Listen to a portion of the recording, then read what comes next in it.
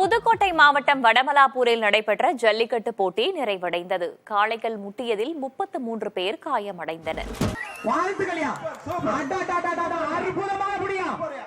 வடமலாப்பூரில் காலை முதல் நடைபெற்று வந்த ஜல்லிக்கட்டு போட்டி மாலை 4 மணி அளவில் நிறைவடைந்தது.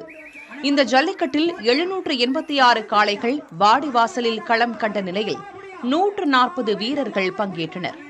வாடிவாசலில் அவிழ்த்துவிடப்பட்ட காளைகள் கலெக்ஷன் பாயிண்ட்டுக்கு செல்லும் பொழுது அதிக அளவில் கூட்டம் இருந்ததால் மீண்டும் வாடிவாசலுக்குள்ளே வந்ததால் ஜல்லிக்கட்டு நடத்துவதற்கு சிரமம் ஏற்பட்டது.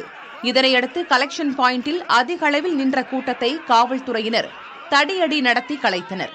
மேலும் ஜல்லிக்கட்டு வீரர்களைப் போல பனியன்களை அணிந்து கொண்டு மாடு பிடிக்க வந்த 3 நபர்களை காவல்துறையினர் விரட்டி அடித்தனர்.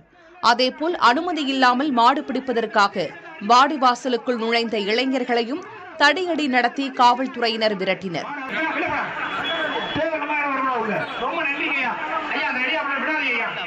மேலும் இந்த ஜல்லிக்கட்டில் 33 நபர்கள் காயமடைந்த நிலையில் அவர்களில் 19 நபர்கள் மேல் சிகிச்சைக்காக புதுக்கோட்டை அரசு மருத்துவக் கல்லூரி மருத்துவமனைக்கு அனுப்பி வைக்கப்பட்டனர்.